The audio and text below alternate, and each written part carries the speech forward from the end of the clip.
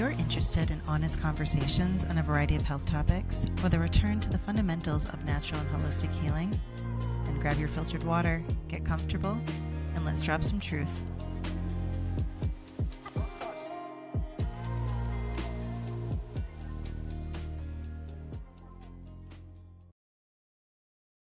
There is a sacredness to life that so many of us unknowingly disconnect from. We've been encouraged to be disconnected, distracted, operating life in survival mode without even realizing it. Not only is it valuable for each one of us to reconnect to the sacred wisdom and beauty that is within us and all around us, it's becoming essential. We're at a critical time in history where we are in a battle for humanity and this planet. We're not only in a physical war, we are in spiritual wars. And one part of this spiritual war is convincing humanity that it would be better off living in and operating from a digital reality. This is just one of the trajectories that the transhumanistic agenda is wanting to promote. This is happening right in front of our eyes, even while most of this is going unnoticed. There's also been an intentional dumbing down of Americans for decades. This is now only just starting to become obvious to people. But with this dumbing down, there's also constant stressors, and that can include ailing health. And all of that further breeds apathy and an increased reliance on tools that make things easier and more convenient. Are you aware, though, that essentially you're trading your freedom, your intelligence, your creativity, your mental health, your genuine connections, and the Earth's natural resources for convenience? At what point do we decide that we don't want to ride the train that has no brakes just because we're told that it's safe and for our protection? Today, we are going to start diving into the topic of transhumanism and the cost of becoming better. Welcome back to another episode of Truth Bombs and Tinctures. I'm Dr. Aviva Wertkin, and I'm here with my co-host, Dr. Robin Tauzin. Hi, everyone. And you may not realize this, but this conversation is shaping the future of medicine and what it means to be alive. So what I want to get started with today is just talking about what is NatureCure. So NatureCure is part of the cornerstone of our philosophy. And it's such a big part. There was a doctor who wrote a book called NatureCure. And this book was written in 1913. And this dictates a lot of how we practice. And so what he says is that NatureCure is a system of building the entire being in harmony with the constructive principle in nature on the physical, mental, moral, and spiritual planes of being. We use NatureCure every day.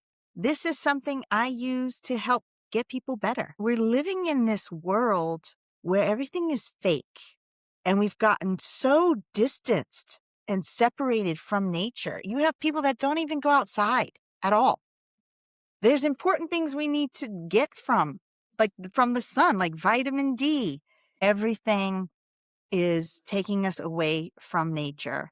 And if you notice, at the same time we're getting so distanced from nature, we're getting sicker and sicker and sicker. And part of how a lot of naturopathic doctors help people heal is returning back to nature and getting closer to nature again. One of the things I do with people is I make them go outside and sit in the morning sunlight and grounding. Put your feet on the ground. And that's what they did back in the day with NatureCure. They were putting people who were sick, they would wheel them outside and let them just lay in the sun all day, because this is part of vitalism. The body knows how to heal. We are nature. The body knows what it's doing. We don't need to force anything. Like, what happens when you get a cold or flu? You actually don't need to take anything. You're going to heal, right? Your body, for most people, is going to heal that naturally. It knows what to do. You get a wound. You don't really need to put something on it. your body knows how to heal that naturally. And so, we do tend to put stuff on it because we want to make it quicker. We're uncomfortable, we're suffering, we want to hurry up and make it quicker. So we do take stuff or put something on it. But your body already knows how to do that. It knows how to heal.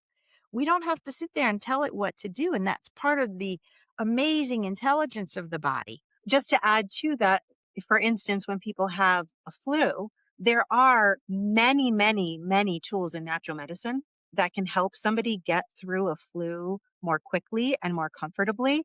And I want to mention that just because so many people think that there's nothing that can be done when there's a multitude of tools.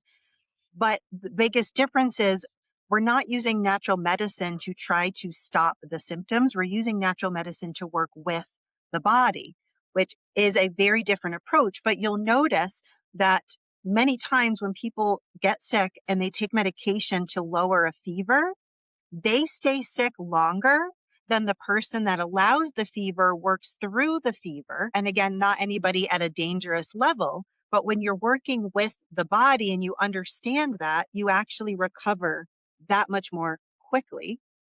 And to the other point, this is a theme of this episode of this war against everything that is natural and everything that is God's creation. They have vilified having skin exposure to direct sunlight. So many people are conditioned to be afraid of the sun, and they're slathering chemical products all over their skin before they go outside because they're terrified of getting cancer from something that's actually an essential need for life. This is an essential element for life. It doesn't mean you want to be out in the sun for hours. It doesn't mean we're not suggesting you get sunburned. That's very different. But there's been this ongoing message for decades telling people to avoid the sun, where Dr. Tauzin is telling you the exact opposite. She's teaching her patients when and how long to go be out in the sun because there's so many benefits. Yeah. So we get back to nature to help the body heal. And we see this beautiful process happen.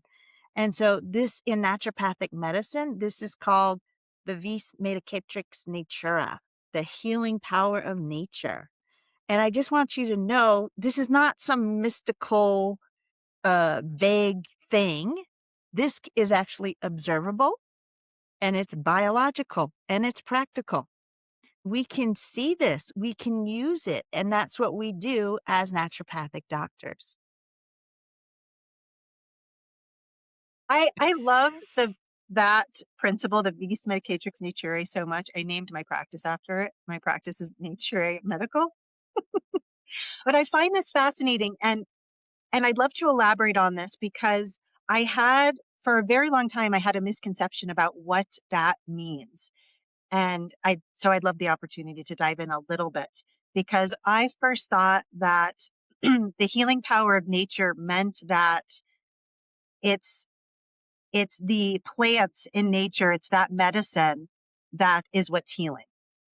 And it's true that many of our medicine comes from nature. And it is these are the tools that we use, but that's not what this means when we talk about the healing power of nature. And then I thought it meant when you spend time in nature, it's very healing for the body. That is also true. And that can be backed up by multiple research studies where they quantify the biological and physiological changes. And I don't know if you have some examples, Dr. Tauzin, that you want to give in this area, because there's so much benefit for us on a physical and mental, emotional, energetic, and spirit level by spending time in nature. But that's still not what it means when we talk about the healing power of nature. The healing power of nature is actually about tapping into that wisdom that exists in all of our bodies and exists in nature. We can see examples of this in nature all the time. And that's exactly what Dr. Tauzin was just talking about a moment ago. When you get a paper cut, you don't have to consciously do anything to heal or repair it. The body knows what to do.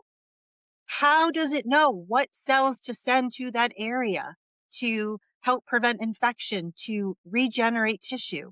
That's coming from somewhere. That is the healing power of nature. That's the innate wisdom, which I would also say is the element of God, the God wisdom in us, that component. I know when we use the word God, that can mean different things for different people. And I will just say that for myself anyway, we are, we're not trying to affiliate with any specific religion or beliefs, but we are talking about a higher power that exists. And so, however that works for you, take that information and plug it in, because we can't really separate the role of our creator from what's happening with our bodies and how we restore health to our physiology. Yes, and I will add, we are all spiritual beings. Even if you're an atheist and you don't believe in it, you're still spiritual. That's how we work. That's how this world is. We're all spiritual beings. So let's dive into what transhumanism is.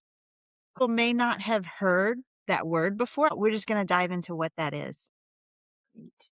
So, transhumanism, for those who are not aware, it is a philosophical and scientific movement that advocates for the use of advanced technologies to enhance human capabilities beyond natural biological limits. And I know that on the face of it, that can sound very advantageous. But if you dig a little deeper, you can see that these same technologies are also being used to track us, to control, and to enslave humanity. And I know when we start talking about this, it starts getting into crazy conspiracy theory territory. And yet, Dr. Tauzin and I are also going to reveal a lot of the evidence to back up these claims. These are not just wild theories because we think it's fun to consider that our life is like a sci-fi movie now. But this is what's happening, and there's a lot of this that people are not aware of. And because this affects so much of our physical, mental, emotional, energetic, and spiritual health, we really need to bring this to your attention. So transhumanism is directly in opposition to NatureCure. It's, again, taking us away from nature and saying we can introduce these technologies and these systems into the body to make the body better. And it just doesn't work that way, right? Transhumanism has the belief that the body's broken and needs to be fixed. And so let's input this technology to fix it. But have you ever, in any form of life, seen engineered systems that man has made be better than nature, better than what God has produced? You guys can put in the comments if you think that's true, but I have never found any one thing in the world that man has made better than nature, better than God. You don't see it.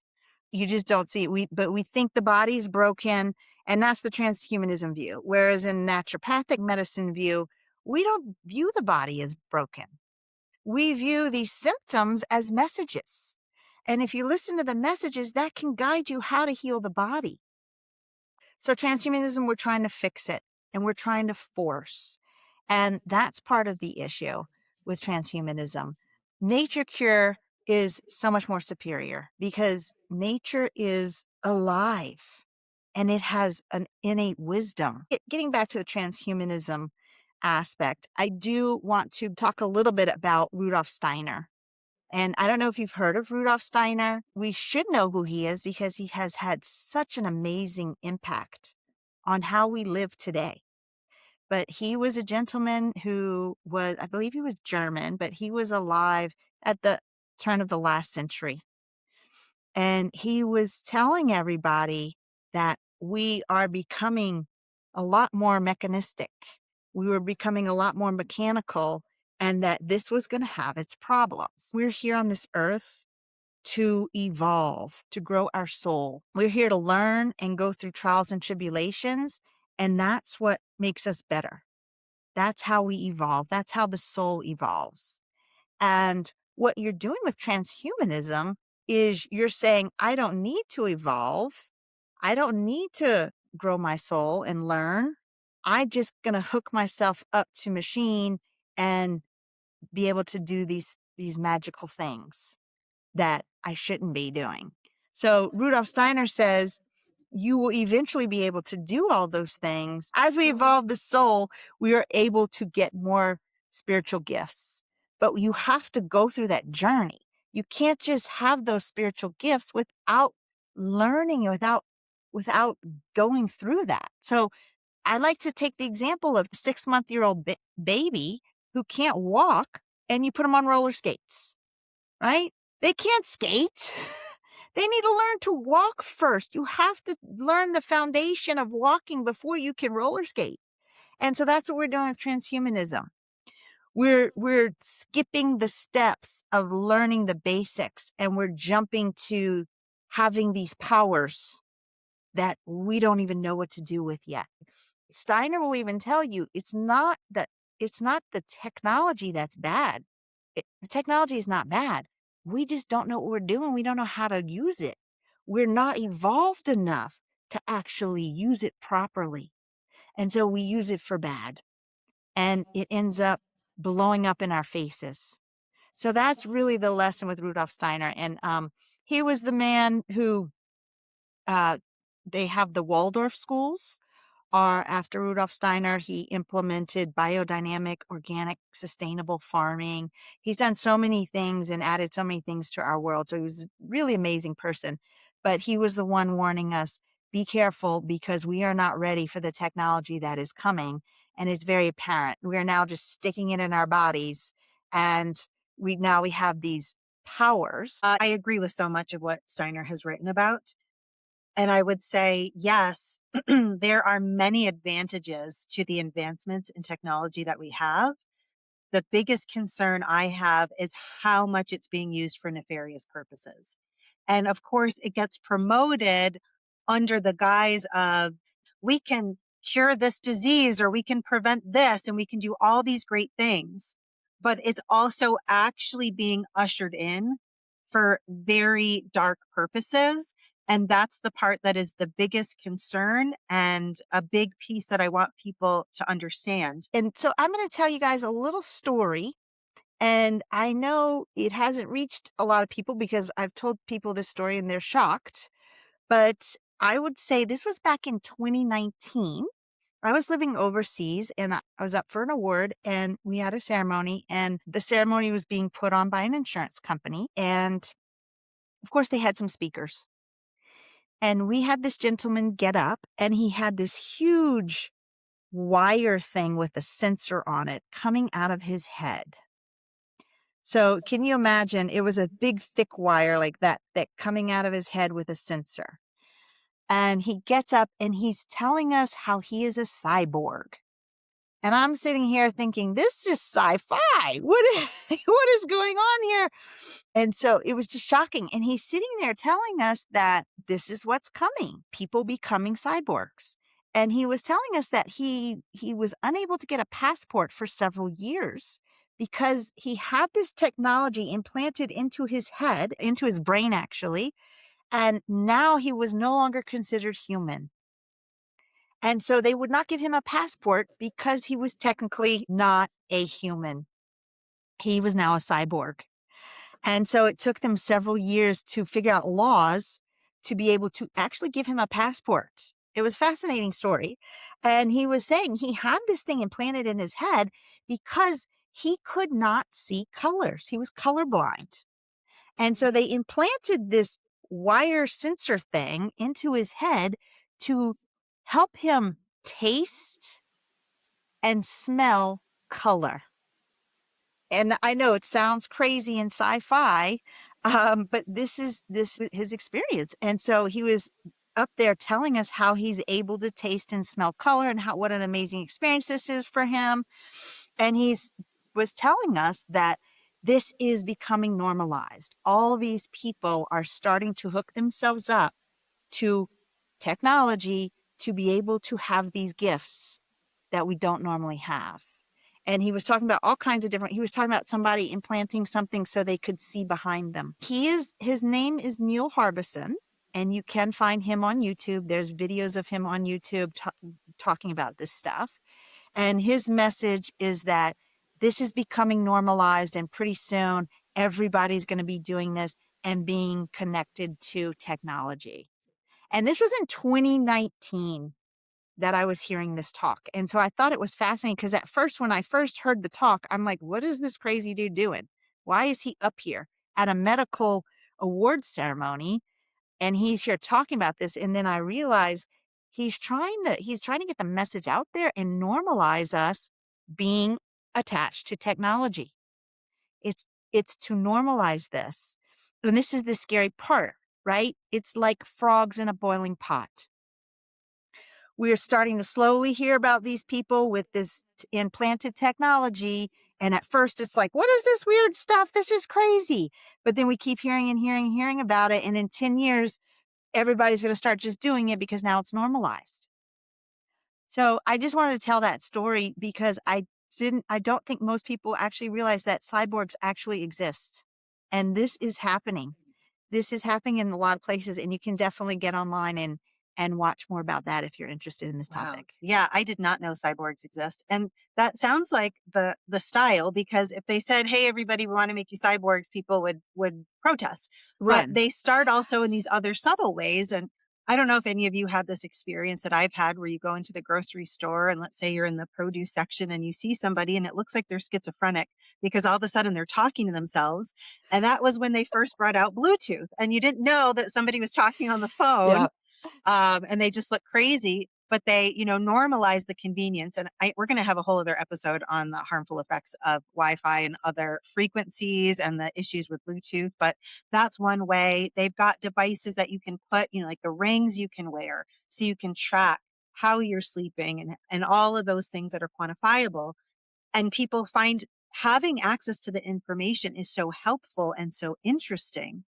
And yet at the same time, all this data is also being harvested and being generated into the entire AI infrastructure and all of the tracking that they're planning.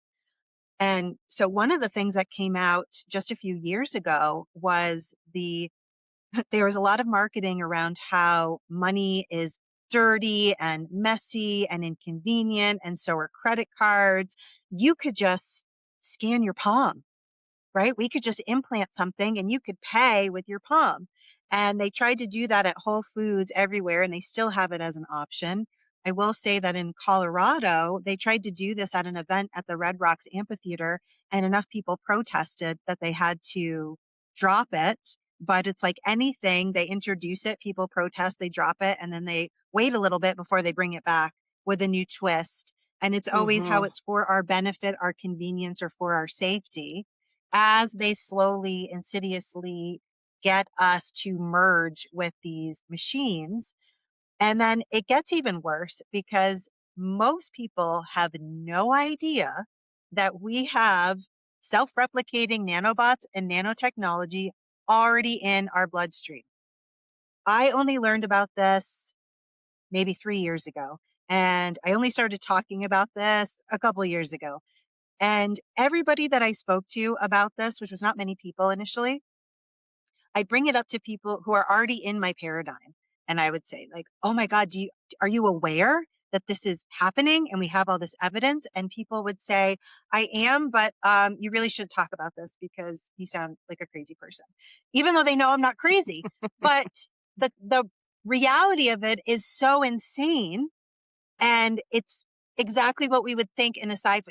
This is not something we want to be real at all, but it blows my mind that it is. And there is evidence of this already. There are doctors and scientists who've been looking at people's blood samples under the microscope, and they can identify these different aspects of nanotechnology that are in our bodies. This was expedited during COVID. They've correlated what was in many of these COVID shots with the same nanotechnology that is in our bloodstream. But it turns out it did not begin with the COVID shots. There's actually evidence, again, from researchers looking at things under the microscope and discovering that there are other vaccines that contain this nanotechnology. And not just that, other injectables. Many diabetic drugs and many dental anesthetics have also contained this nanotechnology. So I know there's a lot around people saying if I didn't get the COVID shot, then I have clean blood, and there's things around unvaccinated blood for donations. There's no such thing now. as uncontaminated blood unless you are actively detoxing your body from this on a regular basis, because there's also some evidence that even the geoengineering and the chemtrails are containing some of these building blocks. Just so that we don't sound crazy and you guys know that this is not Star Trek sci-fi here. This is really happening. There is a company called DARPA, and it's the Defense Advanced Research Projects Agency. And they have been funding and researching technologies that are designed to be implanted, injected, and integrated into the body. And they have been working on this stuff for decades. There's patents. This is for real. You can get online and you can read about this. DARPA is also into weapons. So it's kind of weird, this agency. Things that they admit to are injectable biosensors. They're also talking about implantable neural interfaces. They're also talking about bioelectronic monitoring systems. And then, of course, wearable and embedded physiology trackers. But you can look all this up. And this is what DARPA is doing. There's so much information out there because you get so many people that don't believe that. And I'm like, get online and read about this stuff. This is not coming 50 years in the future. This is coming soon. They also have the hydrogel, which is some kind of sensor that you inject into the body and the gel comes together in your body and starts sensing all your glucose and your calcium levels and all the markers in the blood. So I mean, to me, that sounds horrible. Do I want something that you inject and that comes together and starts doing this stuff? That's scary to me. And maybe you want to do that because I think it is coming in the guise of this is helpful for you for the future of medicine. You don't want to just rely on your own self. You want to have this AI implanted in you that can do these things for you and let you know before you get sick. We're trying to take nature and make it better. And in my opinion, this is going to come back to bite us in the butt, as you would say. Yes, very much so. And that reminds me to mention this patent that I came across. And you all can look this up yourself. I'm going to read off the number for this patent. It is US 107865770B2. This is a patent filed in 2018, although originally I think it dates back at least a decade. And for those of you who are in the conspiracy reality world, I will share that it was also filed by the Rockefeller University. This is ferritin nanoparticle compositions and methods to modulate cell activity. Basically, what this is an invention. They invented a method for remote control of cellular function with the use of radio frequencies that communicate with these nanoparticles in our body. We could say, again, sure, this could have a medical benefit, maybe, but what else can they do if they can remotely affect the activity of our cells? And I have also heard somebody present through the World Economic Forum, and they were bragging about how they can already manipulate people's memories. They can implant artificial thoughts and memories and track and evaluate and show that this approach is already working. So this is a level of manipulating not only how we feel and function, but not feel physically, but also how we can feel mentally and emotionally. And there's a big correlation here between the nanotechnology and the various frequencies that we're being exposed to. So again, I'm going to kind of table that for now because the whole Wi-Fi thing is its whole, and not just Wi-Fi, there's all different forms of these frequencies that we need to get into.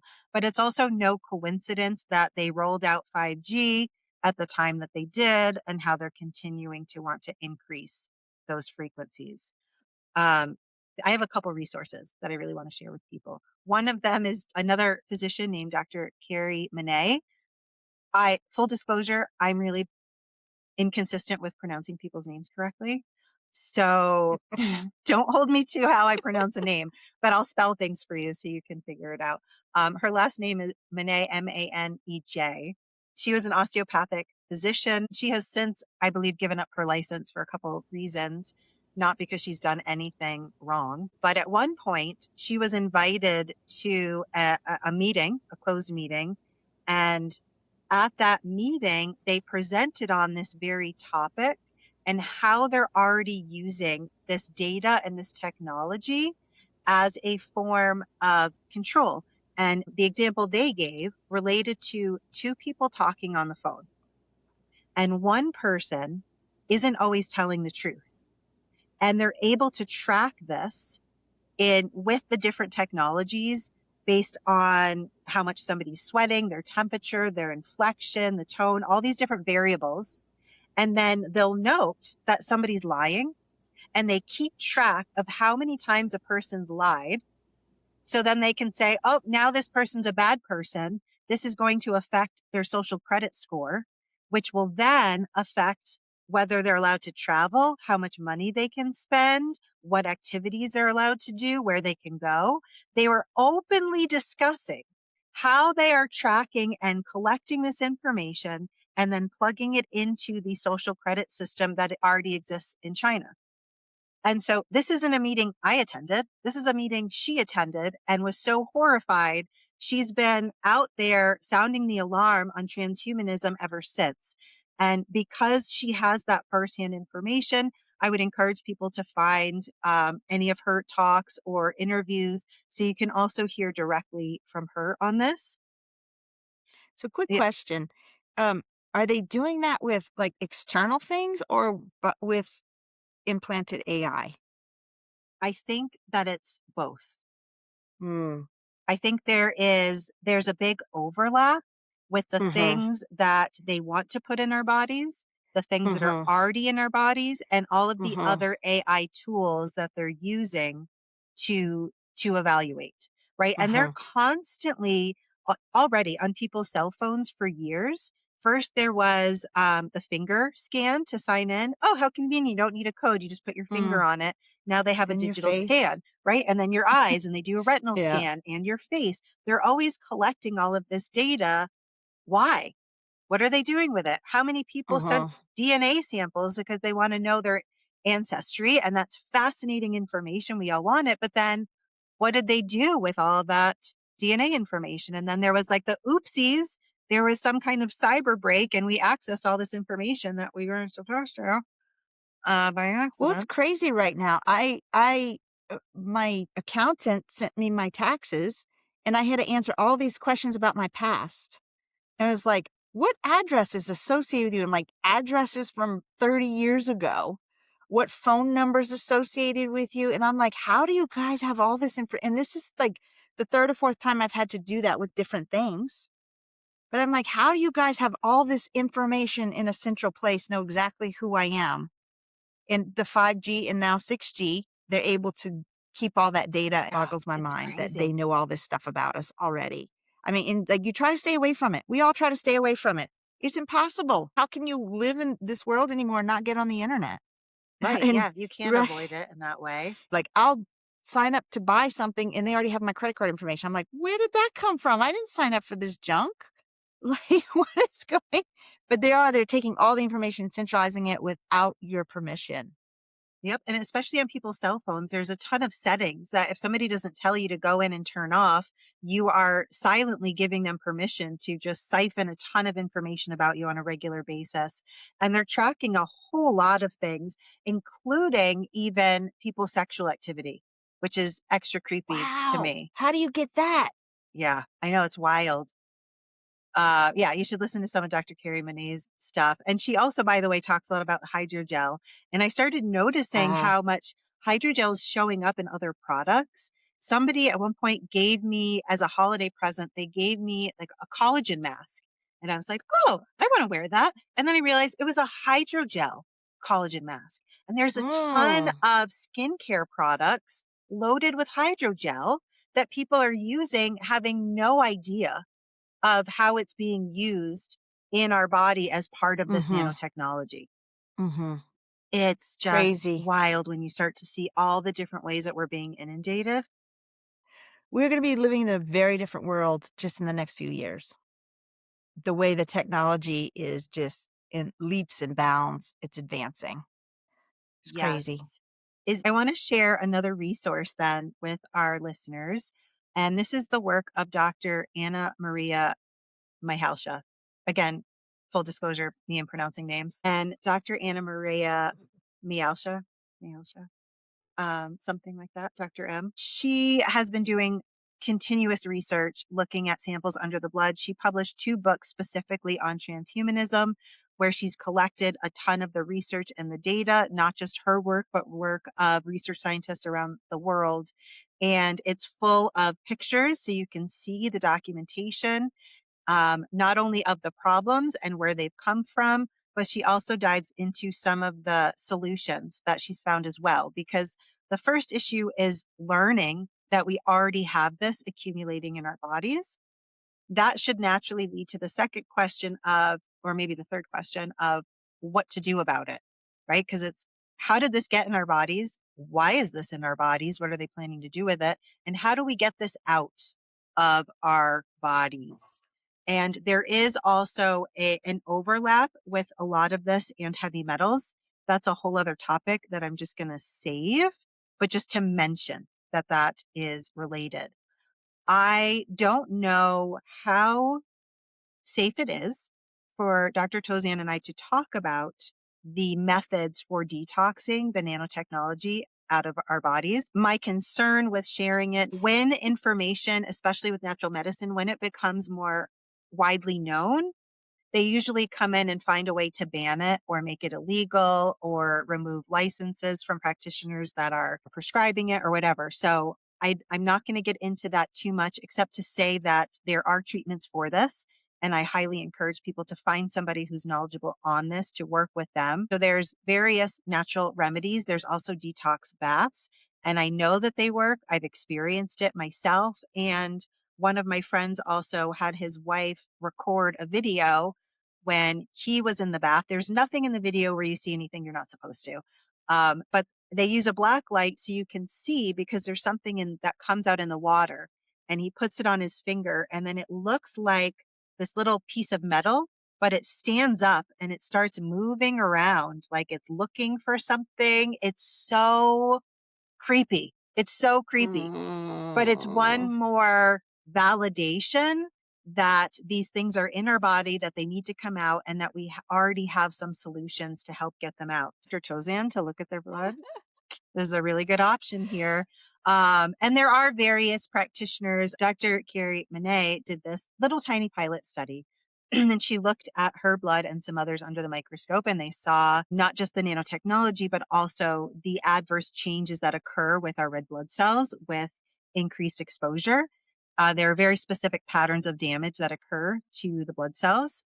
Um, and that's been repeatedly shown. And one of the things that's come up in this discussion is the use of zeolite, because there are some people that have said zeolite really works to detox the nanotech, but also zeolite is made from a form of aluminum and silica.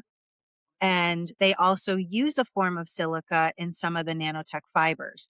And so, as a clinician who's used zeolite for decades to safely and effectively detox metals, when I learned that there was this potential overlap of something that could help detox metals but might actually worsen nanotech, I stopped suggesting it. And I just told people, I need to have more information to know that this is still safe. What if it's safe for one thing, but Mhm. ultimately worsening this other thing, and that could be Yep. bad? And Yep. when Dr. Anna Maria Malta, when she looked under the microscope, she also saw some worsening in a person's blood using zeolite, but it was an Mm. artificial zeolite, not a natural zeolite. And the Mm. body, just like we're talking about here, the natural versus synthetic, can have a very different effect in the body. And Absolutely. and also other people that have looked at samples with natural clean zeolite will show that variables in the blood improve. And but I still don't have enough information to distinguish, is it because Mhm. it's just helping the blood by clearing heavy metals, or what, how is it interfacing with this nanotech? So in the small pilot study that Dr. Carrie Monet talks about, where she's looking at her own blood and just a few other people that she knows, they're looking at their blood under the microscope, and they're seeing indication that there is harm happening. that the red blood cells aren't looking as healthy as you would want. And they're not distinguishing what's causing the problem, but there's some indications of what might be. And so all they did as an intervention was pray and do deep forgiveness work, repentance. And they did that for 10 days and looked at the blood samples again and saw dramatic improvements. Nice. And I loved that because there is so much to the power of prayer that we don't talk about. There's so much to this also, as we've already alluded to, about the spiritual war.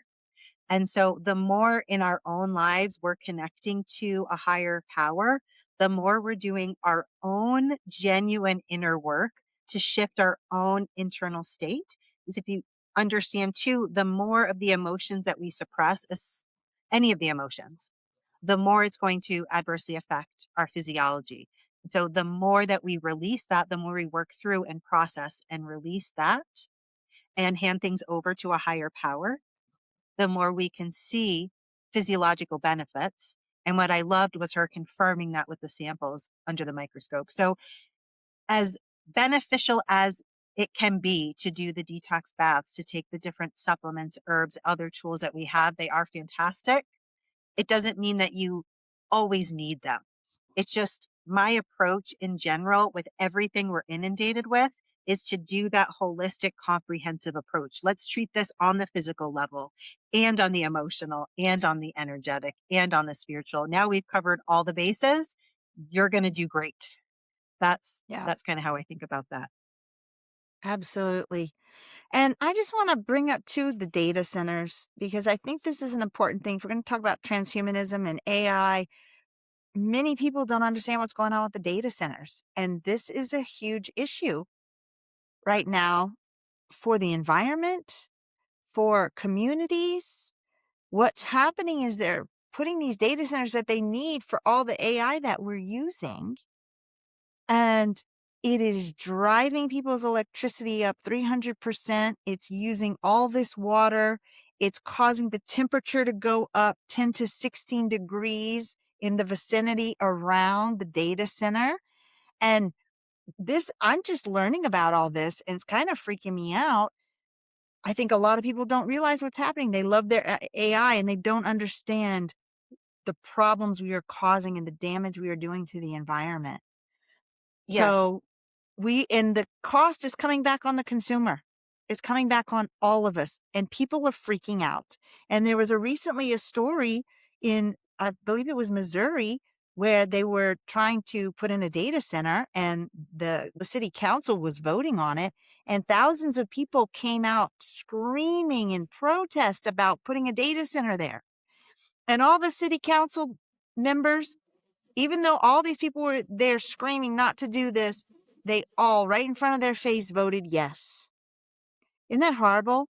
It was a town of like 12,000 people. This is happening everywhere. Even when people are Yes. protesting, they're just going ahead Yeah. with it anyway. I just found out, I believe yesterday, that what the people did, which I love, is the people came together and they immediately voted every single one of those people out. They voted them out. And that is what we need. We need people to unite and stand together and get these corrupt politicians out of office because they are getting money to go against their own communities and they're doing it with no shame. And they were saying in the article that it's about a year till these people finish their term, and the people were saying, we don't care. We're going to have petitions to have them all recalled immediately and get them out ASAP. And so I think it's just a beautiful story and we all need to realize, let's get together in our communities and fight this because we do want to be able to use AI, but we don't want to be destroying our lives and our environment over it. But yeah, most people don't realize that every time you do a search with AI, not just a quick search, but like a whole query, and maybe you're asking AI some questions, that uses up at least 16 ounces of water. And when they tracked, they found that one large data center is equivalent to how much water is used by people in 10 of the largest cities in the US combined per day.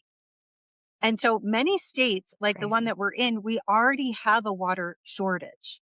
This is already happening. And then, so they're trying to now find other tactics to say they're going to recycle water or do other things, but mostly they're tapping all the natural resources and using that up.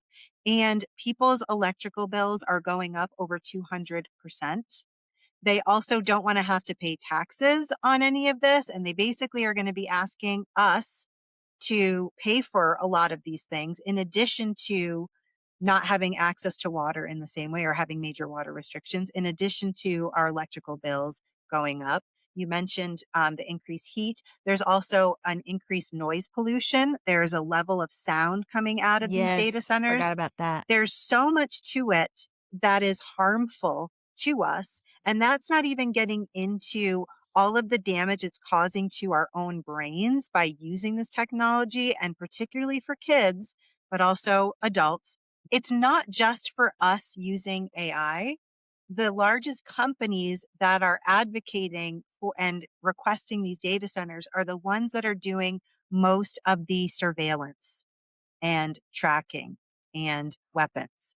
This is a really big problem. So again, they're trying to make it seem like it's for us, but it's not for us. I was thinking, oh, we're in Colorado. They probably don't have as many data centers. They have 56 already, 45 of which are in Denver. And for those of you who don't live in Colorado, we just had one of the hottest winters we've ever had in history with barely any snow. It was like a fall. We basically had fall, spring all winter long. And we want to talk about global warming. And I'm not saying specifically it's just the data centers, but this is what's happening. And if they're about to implement, I think 3,000 more across the country. And one of them is bigger than 22 Walmarts. Uh-huh. And I don't know where that one's being developed. Hopefully it's not in Colorado, but this is what's happening. And if you guys understand that, we need to do something. None of us want to live in this climate where there's no snow and it's hot all winter. Right, which is a whole other There's path we need to go This is down at some point. nature. This is nature. The seasons. That's all natural. We have to go through that pattern. Yes. That is nature. We go through a pattern where we're out and full of energy and have all this stuff. And then we need to go through a pattern where we go internal. That is the cycle. We can't just skip and hack that away. We're going to be in really bad health if we start to do that. The data centers that are already here, those are much smaller ones. It's different from these larger ones. They Okay, did good. recently try to pass a bill to add the larger ones here, and there were enough protests. Many of us submitted testimonials online, even in advance of the hearing, and they ended up putting it on hold. Good. So that's For on now. hold, but right. I think it's very temporary. They're probably just going to come Yeah. back and They're find a going to way to push it. push it through. Mm-hmm. There was one of the larger data centers that somehow did get passed through some other older loophole, but there were a lot of people protesting. It does make me really happy to know that there are people in every state that are aware and fighting this. And I think a really Mm-hmm. big piece of this is going to come down to the example you gave where people voted out those people and saying, Yes. you can't stay in office if you're going to do the exact opposite of what we're saying we want and we need. Yeah. So I'm optimistic that things will come to a head. And I wanted to share for people who aren't aware about what happened with Anthropic, because this was an AI company that was being used by our government. And then the Trump administration kicked them out and vilified them in February of this year because Anthropic wanted to maintain certain safety guidelines in place. Yeah, the company insisted on ethical safeguards preventing AI from being used in a fully autonomous weapon or mass domestic surveillance. So they wanted to have a safeguard in place so we wouldn't have AI autonomous weapons and to prevent complete surveillance. And what did our government do? They said, well, no, we don't want those restrictions. You're Of fired. course. That should be a big problem for everybody, right? These are not billionaire technocrats caring about the American people. They're not doing this for our safety and protection, They right? want to do away with all safety standards. in every aspect, and it's kind of sickening. right? And then just keep you dumb and depressed and just plugged into a computer and a digital reality without really connecting, without really feeling. And even as you were alluding to earlier, we all have the ability to be intuitive, but we have to be connected to ourselves to have that intuition. Yeah. But if we keep staying disconnected and outsourcing and thinking that a computer always knows better, we're going to be giving up these abilities that we have and the things that make life actually so much more enjoyable and beautiful to be experiencing. And that is one of the hardest truths that we don't want to accept. There's nobody out there that can heal for us or can awaken you or can grow for you. People can love you and support you and guide you, but nobody can walk your path for you. And that's part of what makes us human. And that's part of what makes us sacred. Yeah. We live in a world that's obsessed with shortcuts and quick fixes and optimization and biohacks. And that's not going to work for us. Yeah. You have your own spiritual journey. I have my own spiritual journey. We have to do that for ourselves. You cannot outsource it to people. You can't download self-awareness. You can't bypass your own lessons that your soul came here to learn. We need to Yes. understand that.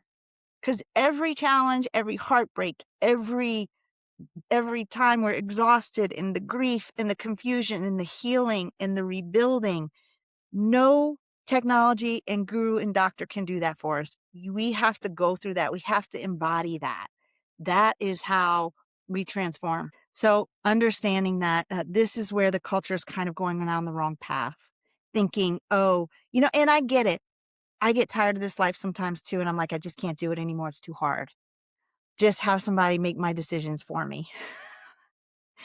We can't do that. That's why we're here. That's the beauty of being alive and being human. Nature totally understands that. It's like you have a seed and you want to grow a plant, grow a tree. It has to break open and go through that bad time in order to grow into something beautiful, It's like the right? caterpillar And and the butterfly. like a caterpillar and the butterfly. And that is the same for all of us. There definitely is a spiritual warfare going on, but we all have to go and we have to make the journey ourselves. That's why when you have kids, you have to let them go. You can't live their life for them. So we all have to learn, and we learn in different ways, and that's up to God or whatever, the universe, whatever you want to call it. But we can't just try to take the easy way out. There are going to be consequences to pay. Yes. And I do think that in the collective consciousness, there is this shift starting of more people recognizing that they've been outsourcing all of their answers, all of their guidance, but we're shifting into a place now of learning how to go within and learning how to receive our own guidance. And I think this is really, really beneficial for humanity. I also want to mention, if we have a few minutes left on our Yes. episode, as we relate this to healthcare, because telehealth has been around for a while, but obviously it really exploded when we were in the pandemic. And that's become a lot more normalized. And then, in addition to the telehealth options, there's just simply going online and asking ChatGPT about your symptoms and what to do, or just Googling. And people are so used to that. And I get it. I get that we want to be able to access that information, just for the sake of the knowledge or for financial reasons. It can just seem like it's a lot easier to do it yourself and ask online.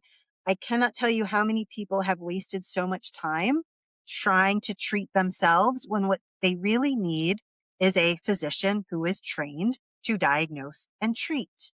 It does Exactly. not work well that way. And I use telehealth in my practice. I'm super grateful for this way of being able to help people who aren't able to easily access me in person.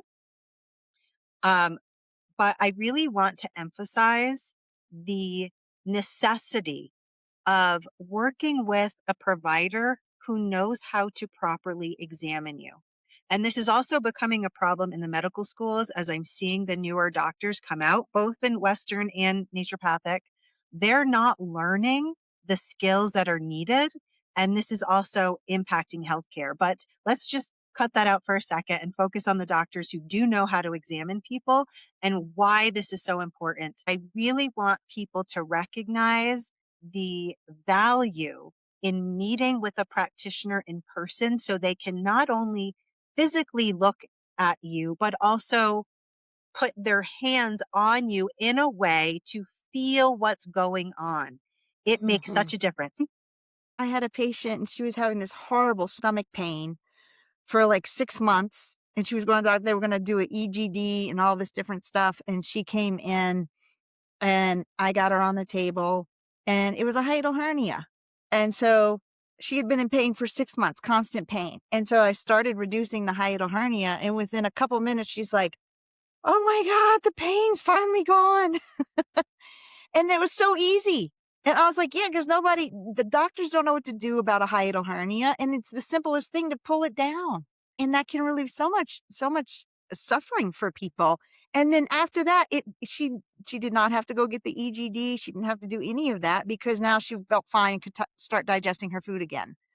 But Yes. just that simple little getting your hands on somebody and helping something that simple had a huge impact on her life. Because one of the other common symptoms associated with a hiatal hernia is acid reflux. And I can't Yeah. tell you how many times people are like, well, what should I take for the acid reflux? Well, it depends what's Yes. causing the acid reflux. There's a number of causes.